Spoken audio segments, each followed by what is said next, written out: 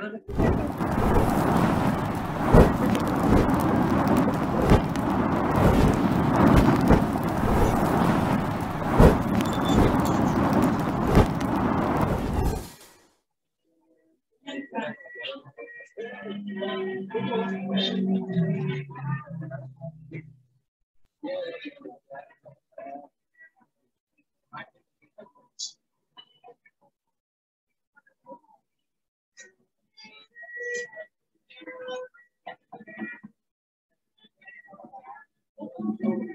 saya kuliah di UI, Pak. Di mana? UI. Ambil IT. Semester berapa? Berapa ya? Anak saya sudah 3 hari ini. Semester 5 berarti sekarang ya? Dan laki-laki dari kimia baru lulus.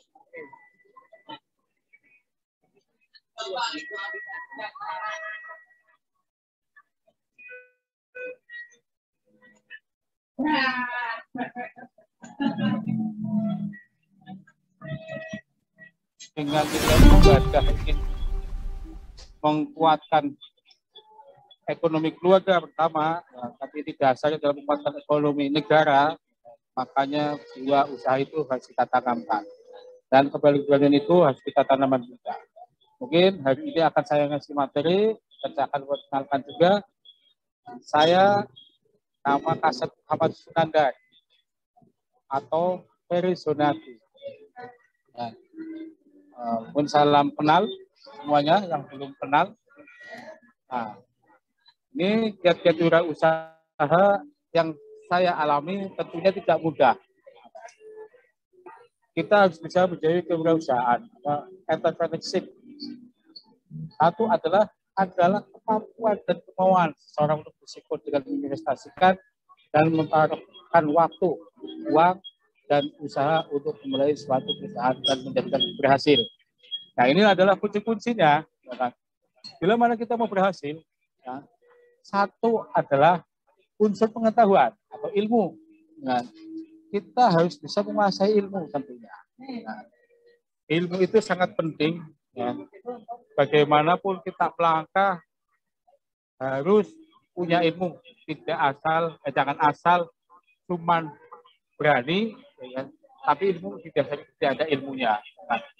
Nah, inilah isu pengetahuan ilmu adalah tingkat penilaian yang dimiliki seseorang. Seseorang itu beda-beda ya.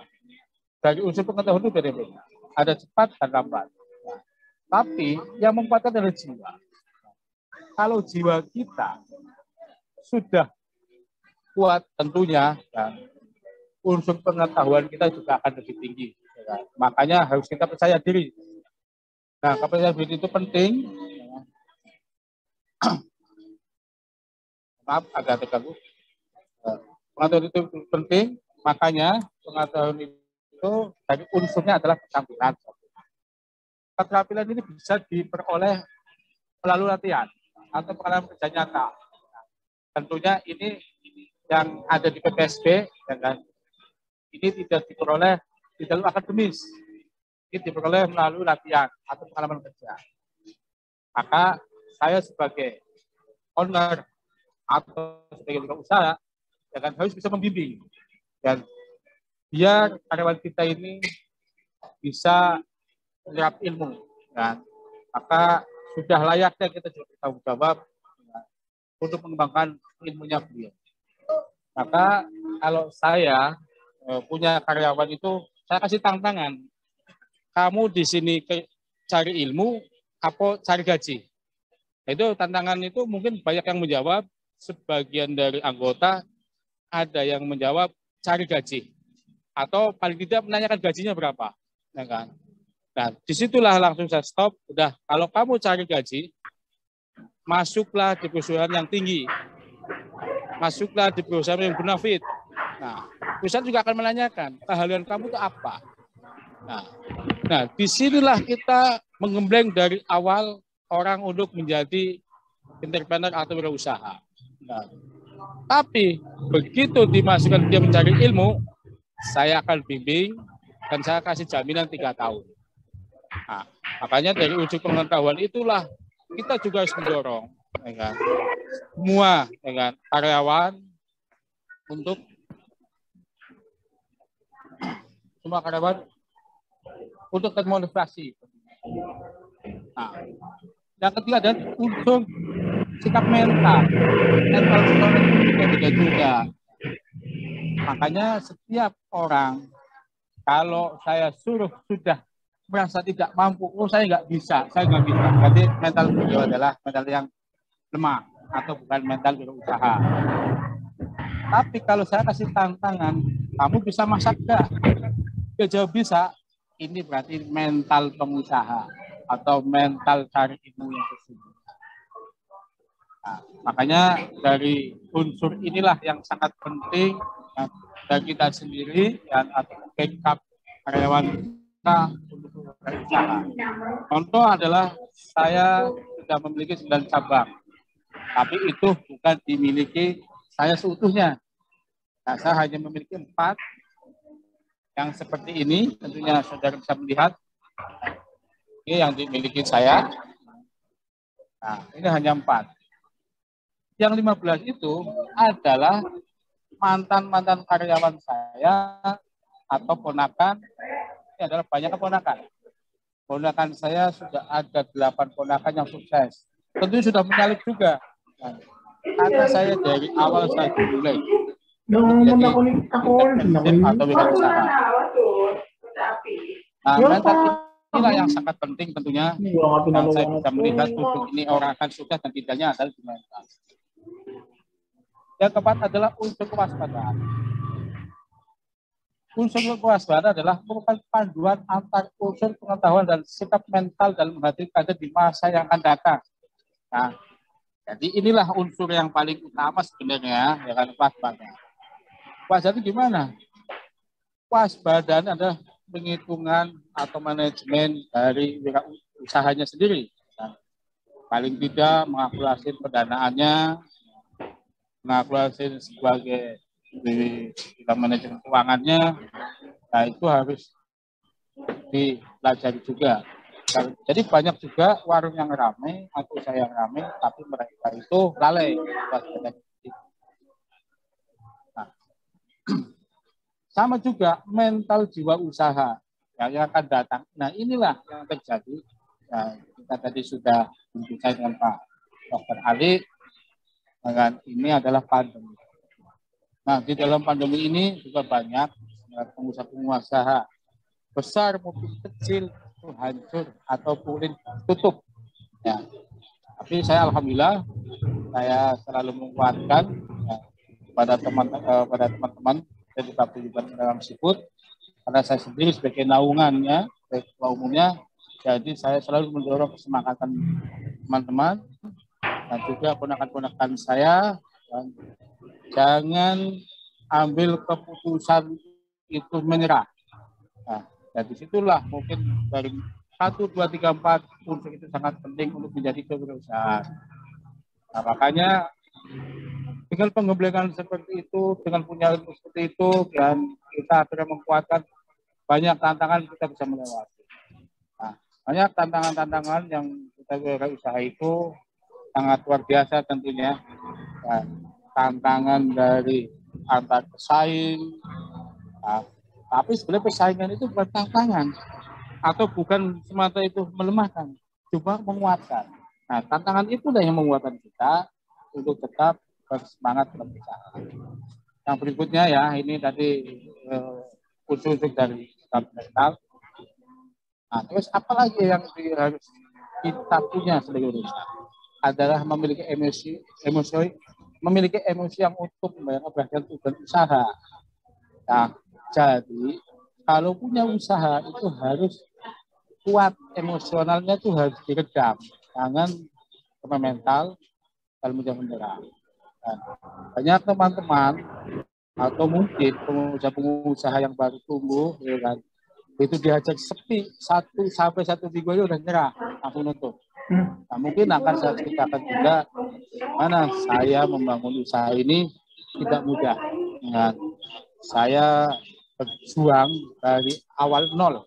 Nah, itu ya, omset saya 50.000 sampai 3 bulan ini tidak ada kenaikan. Namun karena saya punya jiwa mental yang kuat, alhamdulillah keberhasilan yang saya raih sangat saya syukuri, ya, dan itulah namanya mental. Yang kedua, berani mengambil risiko. Apapun yang kita jalankan, semua itu berisiko. Nah, risiko kita dalam berusaha tentunya banyak halangan. Dari segi pasar, karena kita tidak mengetahui promosi, ya, dan kita hanya mengandalkan orang datang. Dan akhirnya berisikonya apa? Barang yang sudah tidak layak, ya kan? Nah inilah risikonya harus kita perbarui untuk menjadikan pelanggan itu puas. Maka jangan sekali-kali tidak mau berisiko. Nasi yang kemarin masak lagi, atau mungkin lauk yang sudah basi, ya kan, dijual dulu aja karena nggak mau berisiko. Inilah kita harus sebagai pengusaha sebenarnya berisiko apapun. Karena saya kebetulan ada di bidang kuliner, tentunya masalah risiko di kuliner adalah ya mungkin kualitas dari barang yang kita jual. Nah, terus gigih ya, gigih dalam berusaha. Gigih dalam berusaha itu, kita ini jangan punya perasaan atau takut. Ya, takut kehilangan karyawan. Nah, itu yang sangat disayangkan sekali. Kadang-kadang kita kan tahu kehilangan karyawan. Nah, makanya disitulah kita kadang-kadang tergantung dengan karyawan. Maka ketiga itu perlu dengan ilmu kita juga mematangkan, baik dari segi tingkat masakannya, pelayanannya, ya kita harus tingkatkan. Maka kita harus punya ketegasan kepada karyawan kita dan ikut dalam standar batasan prosedurnya. Dan semangat gesit dalam berusaha. Banyak teman-teman saya sangat luar biasa ya, semangat terus gesit dalam usaha. Lalu banyak teman pedagang seafood, dan mereka selalu bersemangat. Walaupun hujan, angin, apapun mereka bersemangat. Sudah itu suksesnya.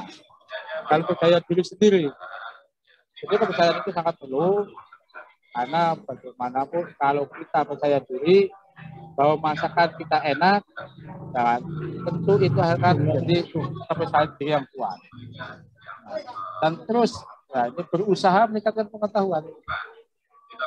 Pengetahuan itu sangat penting, karena zaman ke zaman itu beda, baik masakan, baik secara pemasaran.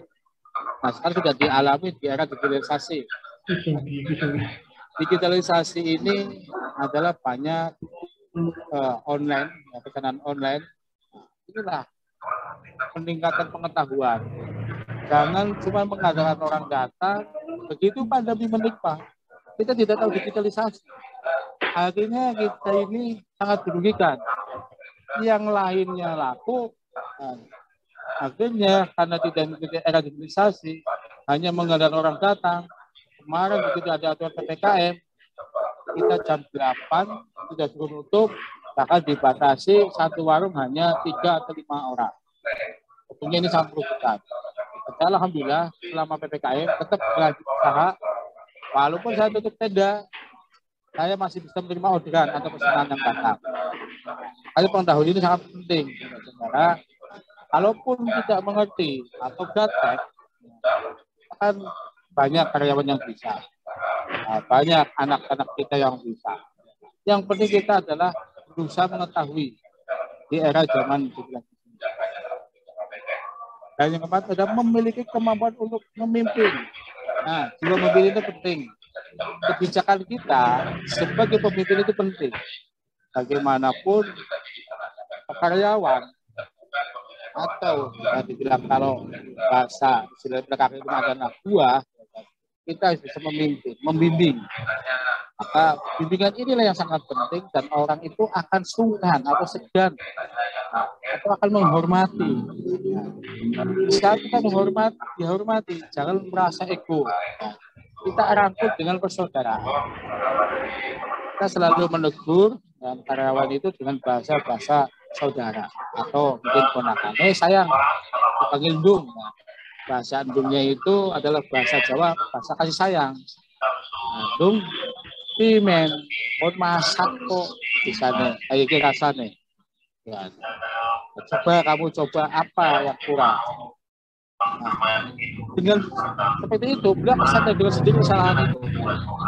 Kalau saya menegur dan ego nasional, tentunya mereka akan kabur dan kekecewaan. Yang terakhir adalah inovator. Inovator itu sangat penting. Inovasi terus, berbagai masakan, berbagai pemasaran, dan terus membuka usaha lagi, itu inovator. Jadi awal saya itu tenda kaki 5. Tenda kaki 5 ini, ya mungkin bapak-bapak atau ibu yang ada di sini sudah mengetahui kaki 5 seperti apa, pada pancangannya pakai besi dan tambal, ya kan, bukan di luar, ya kan, walaupun sudah punya banyak modal, tapi mereka tidak mau berinovasi. Nah, disinilah yang sangat disayangkan. Akhirnya begitu kena pelebaran jalan, kena dibilang perda karena mengotori jalan segala macam, diusir. Nah ini inovator usaha sangat penting, saudara. Tentunya bagaimanapun zaman ke zaman harus kita punya inovator.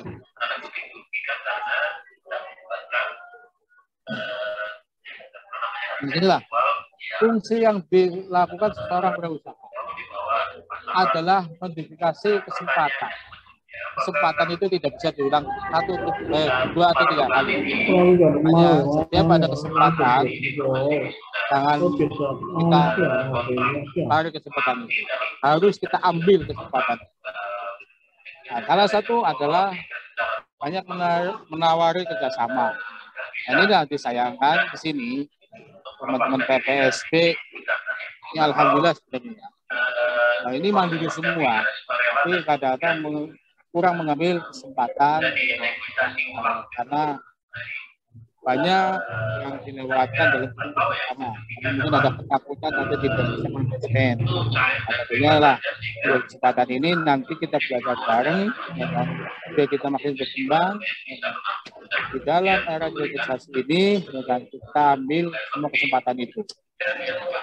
Kedua adalah mengumpulkan sumber daya manusia dan sumber daya lainnya. Nah, dalam mengumpulkan sumber daya manusia dan sumber daya lainnya adalah kita saling koneksi. Nah, di antara organisasi yang tadi disebutkan oleh Pak Dr. Ali, ini adalah beliau adalah ketua dari APLI, ya kan? Kita harus mengumpulkan sumber daya. Kita sharing ilmu, berbagi pengalaman. Inilah yang disebut, ya kan? Kita saling menghargai sumber daya manusia dan daya lainnya. Inilah yang kedua adalah melatih investasi dana, baik dari perorangan maupun lembaga keuangan. Tadi yang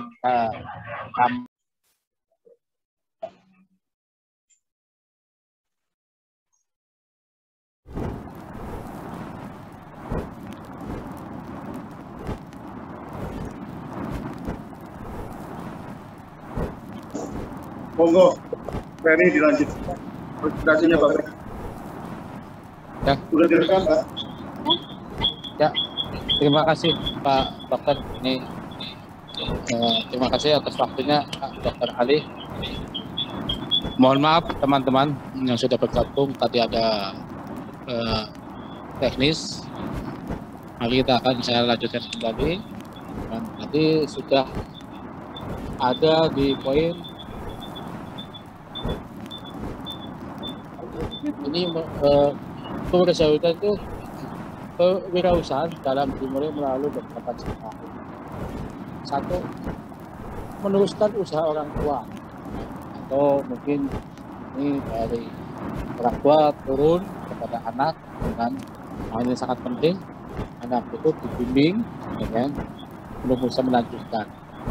Nah, maka anak saya juga saya seperti itu. Nah, contoh ini adalah anak saya. Mungkin anak Dayati ya, beliau kuliah, sekali saya ajarkan untuk bertanggung jawab menangani usaha. saya bukakan warung kafe, kopi, dan lainnya, dan lebih tanggung. Dan bila mana nanti saya sudah tidak bisa menangan lagi, tentunya anak yang akan kita. Hanya tidak penulis itu harus ada generasi dulu. Maka kita harus dibimbing dari awal anak-anak kita untuk bisa berusaha. Itu kita. Yang kedua adalah membeli perusahaan yang telah dibangun. Nah ini risiko sangat luar biasa, sangat besar. Kalau kita tidak disertai dengan ilmu, membeli perusahaan yang sudah dibangun, tentunya ini tidak cukup modal, tapi risiko juga besar. Nah, salah satu adalah banyak teman-teman dengan warungnya dijual, ada orang yang sudah memiliki modal, tapi belum pernah berusaha atau bekerja, tidak punya ilmu, ini sangat berisiko besar. Maka kalau saya melihat dari pengalaman teman-teman atau anggota PPSD ataupun warga, itu awalnya dari nol. Yang tadi saya sebut dari atas itu dengan karyawannya dulu. Nah itu step untuk tahap. Itulah yang akan menjadi kesuksesan kita. Ini kunci seperti itu. Kalau toh kita membeli perusahaan atau usaha, tentunya kita harus bisa belajar dulu. Nah, walaupun kita sebagai pemilik, tentu kita tahap belajar. Itu mungkin sama seperti saya yang saya alami. Saya dulu adalah supir taksi. Nah, kita mengetahui masak seperti apa, bikin warung seperti apa. Intinya saya dibantu oleh teman-teman punya usaha warung, dan saya jalankan. Wah itu sangat berat tantangannya. Tapi karena dengan saya tekad yang tadi sama poin utama yang pengen jadi entrepreneur atau ingin berusaha, tentunya makanya tantangan ini sampai 3 bulan. Jadi harus menginginkan suasana dulu. Nah, saya bikin nyaman dulu. Walaupun itu saya sebagai pemilik, dan saya serahkan kepada karyawan. Saya sebagai karyawan balik. Jadi saya punya karyawan yang sudah lebih senior, 4 tahun itu kan. Begitu saya punya warung, saya ikuti dia mas. Aturannya dia lah yang kita mengubah ini. Nah, itu mungkin yang risikonya kalau kita memiliki usaha yang sudah berjalan, belum tentu bisa jalan. Kalau kita langsung yang mengendalikan. Nah, makanya kita lah mengendalikan emosional yang tadi saya poin-poin itu sangat penting. Nah, insya Allah kalau kita bisa melakukan itu, kita bisa mendapatkan ilmu, tentunya kita juga akan bisa membangun usaha. Nah, yang ketiga adalah memulai sendiri perusahaan baru. Tentunya mulai usaha baru itu harus kita mengasih ilmunya. Nah, dari poin-poin yang pertama itulah yang bisa menjadi entrepreneur sejati. Bukan asal punya modal, tidak punya koneksi, tentunya tidak punya anak tua yang punya hak mumpuni, tentunya ini sangat. Nah, di sini banyak lah membeli hak retensi. Tentunya banyak sekarang sudah buka franchise baik kuliner besar ataupun kecil sudah menjual franchise. Nah, tentunya risiko-risiko ini yang akan berdampak kepada kita ataupun hasilnya juga minim. Kan? Karena kita sebagai penanam modal ini hanya mendapatkan berapa persen. Tapi di saat berisiko kita buka sebagai retensi ya. Dan ini yang nanti ambil sebagai entrepreneurnya ini sebagai jiwa entrepreneur itu kurang. Nah, kesuksesan seorang hamba adalah sukses dunia dan nikmat yang kekal di akhirat. Makanya saya menuangkan kepada diri saya pribadi dengan saya selalu minta ridho ilahi lewatnya orang tua, khususnya dari orang tua. Maka zona ini adalah orang tua. Karena kan saya kenal selalu, karena saya merasa saya jadi orang yang sukses. Orang yang bisa meraih tujuan itu adalah orang tua. Tentunya saya selalu apapun kita diskusi dengan orang tua, minta solusi kepada orang tua, walaupun penyelesaiannya adalah dari Allah Subhanahu wa Ta'ala. Jadi dengan adanya orang tua ini sebagai penyeimbang. Contoh, saya waktu itu kita beberapa usaha dan bukan bidangnya kuliner, orang tua selalu memberikan nasihat. Dan saya tolak nasihat itu, seakan-akan saya bisa. Ternyata berbagai usaha pun hal-hal ketakutan. Nah, kalau hakikat itulah kita kembali kerinduannya orang tua itu sangat penting menjadi kesuksesan orang. Hanya seperti itulah kalau yang saya terapkan, benar itu kalau tenang itu adalah nama dan nama. Sukses duniawi bukan sebagai tujuan akhir, namun digunakan sebagai sarana kita untuk berhasil akhir nanti. Dan itu ya, yang saya jalani, mohon maaf tadi berbahagia, tapi hanya mencontoh. Saya setiap bulan puasa tidak menikmati hasil selama 15 hari atau 20 hari. Saya selalu, ya mohon maaf ini ada terlalu berat katakan sebenarnya, karena ada suatu ucapan bahwa kalau orang beramal itu tidak bisa diungkapkan, hanya dalam keikhlasan dalam hati. Tapi kali ini akan saya ungkapkan karena untuk komunikator, teman-teman berusaha, menulis itu adalah ada hak orang lain, ada hak untuk kita berbagi. Setiap bulan puasa saya selalu membagikan hasil makan. Dan inilah suatu tantangan yang terberat sebenarnya untuk menjadi bekal di akhirat. Kenapa? Saya jualan makanan, tapi kita bagikan makanan. Nah, itu bayang-bayangan itu yang memberatkan. Tapi kalau kita ikhlas, tidak akan berat. Saya setiap bulan puasa memberikan 400 tasbih. Dan bahkan tajib hadis orang yang makan. Dan nanti yang berpikir kalau sudah makan tajib berarti dia jadi tidak mungkin. Karena dari situlah juga orang kita kesadaran. Dan itu Allah juga akan kembalikan rezeki kita. Karena apabila saya jalani mendapatkan suatu ketenangan batin. Jadi rasa bersalah itu tidak ada. Jadi saya punya optimis yang sangat tinggi untuk membangun usaha. Bahkan saya sudah punya program pribadi yang mana saya setiap bulan puasa pengen berikhtiar ke semua pondok pesantren. Nah, ini ngasih makan santri dan saya kasih memberikan buka bersama, sahur bersama, tapi saya masak, saya belanja dimakan untuk santri-santri pesantren. Saya sudah selama 2 tahun dan nikmat luar biasa dan keberkahan yang luar biasa. Dan saya juga sudah belajar orang yang tidak mampu untuk berbuka puasa, dan kita akhirnya bisa mensyukuri nikmat yang Allah kasih. Nah, jadilah suatu kunci sukses adalah sedekah. Sedekah itu tidak akan mengurangi kita dan kita. Dan yang terakhir adalah jiwa yang berprinsip, jiwa berwirausaha. Sikap menghadapi risiko yang tertinggi.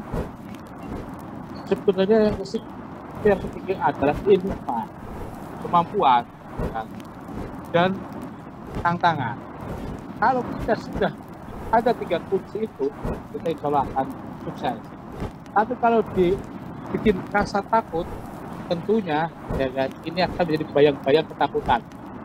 Nah, salah satu adalah banyak juga teman-teman yang sudah buka baru 1 minggu dihajar sepi terus akhirnya nutup, buka lagi seperti itu katanya. Itulah seperti bayang-bayang kegagalan. Dan sinilah harus kita bisa menghadapi resiko yang penting. Kebangkrutan itu ada di diri kita. Kalau kita merasa itu bangkrut, kita akan tahu. Tapi kalau saya alhamdulillah saya berusaha, walaupun sampai nutup, saya bilang belum bangkrut. Cuman ini mendapatkan ilmu dan manfaatnya ke jalan. Nah itulah rasa resiko yang tinggi, mungkin kita yang sendiri yang akan menghadapi. Baik kompetitor atau persaingan yang ketat.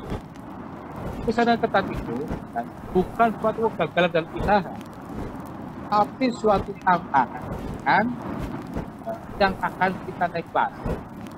Contoh, kalau kita masak standar saja tidak ada saingannya jelas laku. Tapi di lambat tahun pasti akan jatuh. Karena ada persaingan. Justru ada persaingan itu dua inovator. Nah, baik jiwa, baik pelayanan, baik semua harus dibuka. Saya sendiri juga mengalami banyak persaingan. Ada buka 50 meter, ada buka 100 meter, bahkan ada yang menembak.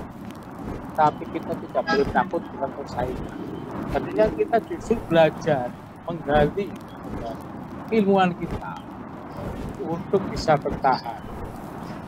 Disitulah menghadapi suatu persaingan. Jangan putus asa, jangan kembali lagi sakit hati, dan yang tentunya akan menjadi lemahnya juga. Nah, yang terakhir untuk nanti adalah ketidakpastian. Ketidakpastiannya dari mana? Ketidakpastian dalam bekerja adalah ketimbangan. Manakala saya sudah pernah mendapatkan gaji 20 juta, begitu mau usaha ada ketimbangan saya. Dan itu saya pernah alami juga di dalam saya pribadi. Saya itu waktu itu September nanti berangkat sebagai manajer di suatu perusahaan yang besar. Waktu itu gaji saya sudah di atas UMR, uang makan pun juga cukup, akan kita mendapatkan perumahan. Dan tapi begitu saya usaha, saya hilangkan ketidakpastian itu. Saya hanya bertekad memenangkan saya dengan optimis. Walaupun usaha dihajar 3 bulan lalu nombok, tapi saya optimis. Dan ketidakpastian itu hanya insya Allah akan. Dan inilah yang saya sampaikan, ya kurang lebihnya mungkin sebagai ilmu inovator bila ada bermanfaat, tapi kalau tidak ada manfaat dari situ, saya mohon maaf. Kata tentunya saya juga akan mencari ilmu di mana saja teman-teman. Saya siap belajar untuk demi suksesnya kewirausahaan atau dua entrepreneurship.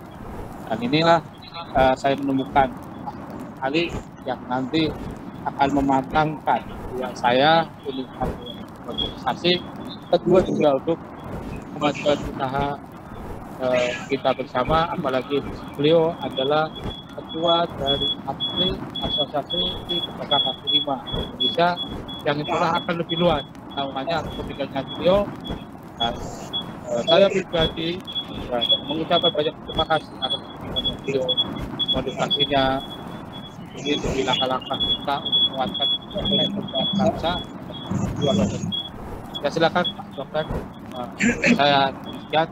Terima kasih. Assalamualaikum warahmatullahi wabarakatuh. Ya, terima kasih Pak Ferry Sukatmi yang sudah menyampaikan ini langkah sukses membangun bidding kaos uang maju donasi. Sama-sama datang Pak Bukoni umum saya juga Nusantara Pak Sabiri tersebut bagian dari itu kita pada Nusantara. Saya mau bertanya sedikit ke Pak Ferry ya. Ya, silakan.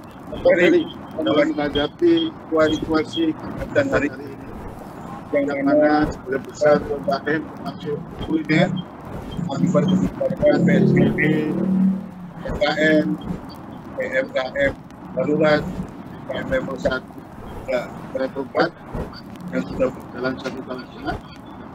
Berapa banyak atau berapa persen dari kawan-kawan pedagang sektor yang mengalami kesulitan usaha pada saat itu? Iya.